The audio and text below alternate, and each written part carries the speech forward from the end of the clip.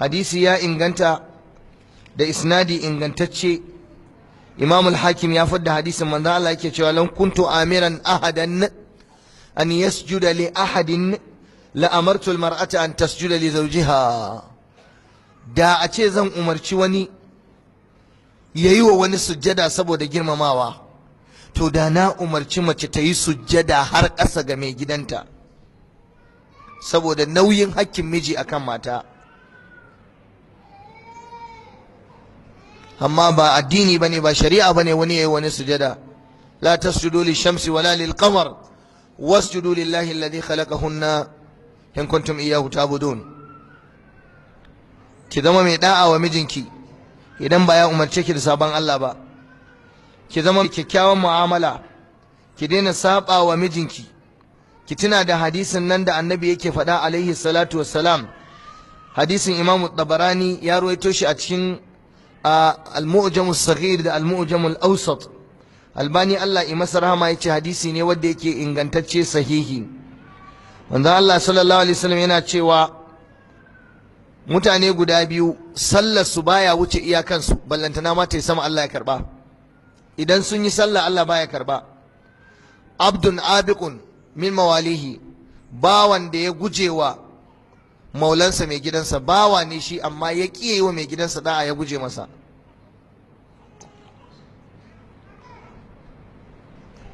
ko ya yi sallah Allah bai zai karba ba hatta ya riji sai ya dawo.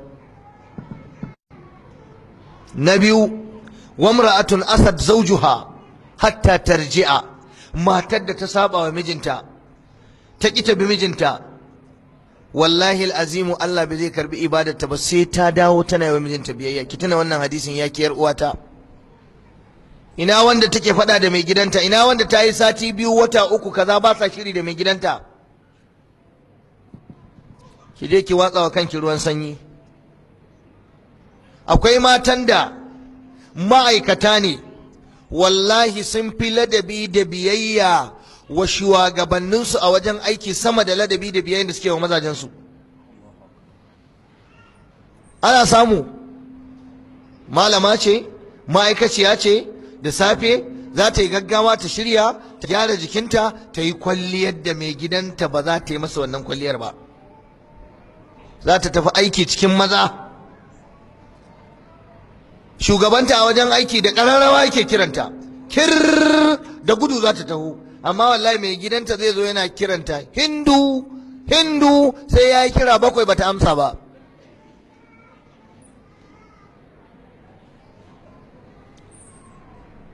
ta fi girmama shugabanta a wajen aiki tunda yana bada kuɗi, yana bada albashi sama da yadda take bin mijinta. to ya kamata ki sani wannan mijin naki shine in kin bi shi zaki samu aljanna. wannan ma'aikacin ko wurin aikin da kike musu ladabi da biyayya, wannan na duniya ne, na cin tuwo ne da masara da cin shinkafa da taliya da makaroni. duniya ce za ta kare, amma wannan mijin naki shine za a kama ki idan baki bi shi ba.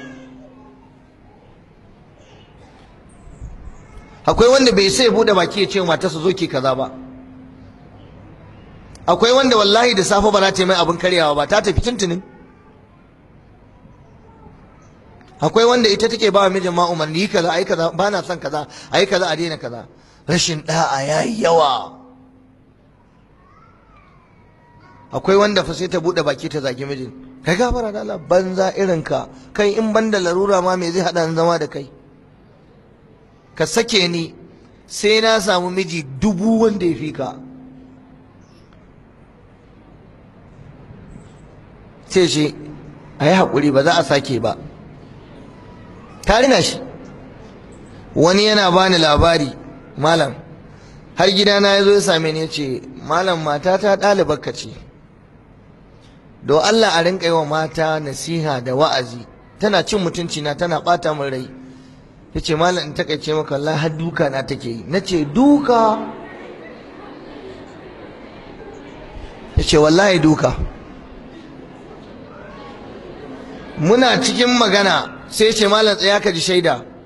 sai ya ɗauko wayarsa, yana ɗaukowa waya sai ya buɗe, ya ce bari ka ji hayaniya da saɓanin da muka samu da ita ranar kaza, ka ji muryarta ka gane ta? na ce eh. to bari ka ji. suna yi tana zagin sa yana ki daina fa bana son irin wannan ki daina kaza kaza sai na ji pop sai ce kaji ko to duka ne duka na tai kika da ke ni ko ni kika da ka tace an da ke ka duka na ce ta wannan mata dai ta samu miji mai laushi inda hannun wani ta fada ai in ya fara nika ta sai ta fi fulawa laushi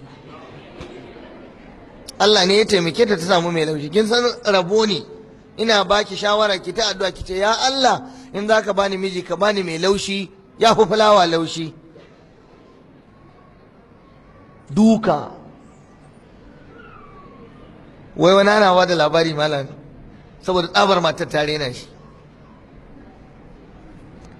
idan ta zo ta fara zagi ni kika zaga ko ta ce an zage ka to wallahi ya ishe karki kara sai ta daɗa tukuikuyowa ta danna masa zagi shikenan ya ishe ki sake ki gani ta daɗa zagi shikenan kin yi na ƙarshe ta daɗa zagi kika ƙara zagi na ko to shikenan za ki ga abin da zai same ki ta daɗa ƙarawa sai da ta jera masa wajen 8 bai iya komai ba ashe mata suna zagin mazajensu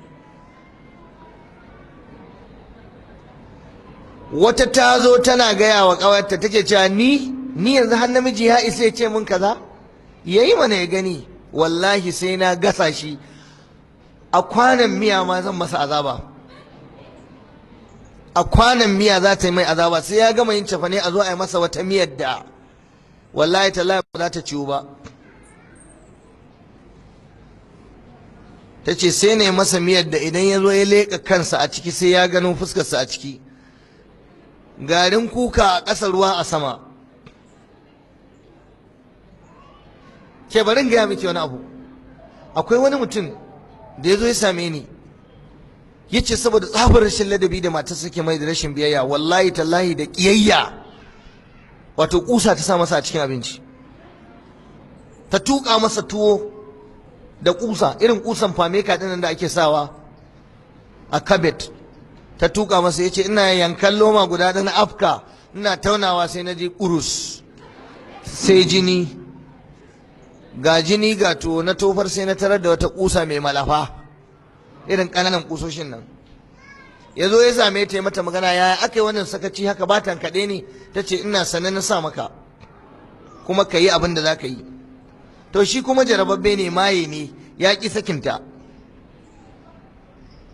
a yi mata nasiha ta gyara wannan lamari na rayuwa sai haƙuri ni dai zan iya haƙura amma a gaya mata ta yi haƙuri tana sa maka ƙusa a cikin abinci akwai wanda ya bugon mu waya ce malam ina kwance wallahi tallahi saboda tsabar kiyayya daga jin labarin zan yi aure ta ce to kafin ka yi auren bari in toya ka yana kwance a cikin mayafi wallahi sai ya ji an zubo masa wuta malam sai gaushin wuta sai za ta kista masa ashana ya ce wallahi malam ta kone mun bargo na har kafata ta kone ya bugo mun waya ce yanzu haka a kwance nake a gadon asibiti malam me ya shawara akan wannan matar na ce ka duba abin da ya kamata ta sa maka wuta kana neman shawara akan ta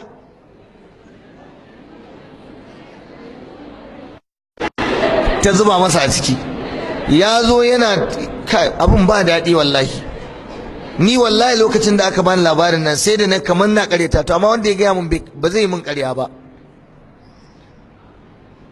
gogan naki ya dawo yana ya miƙe ƙawa ya sake babbar riga ya ɗauki loma ya haɗa yana gadara an masa miyar kuɓewa mai lafiya yana afkawa da ya fara tauna sai ya ji wani nyama nyama nyama nyama ya tofar ya ji wari ya ce wance wannan wace irin daddawa ce wannan kika saka mai wari ta ce ba daddawa ba ce kashi ne ya ce kashin wa ta ce nawa ne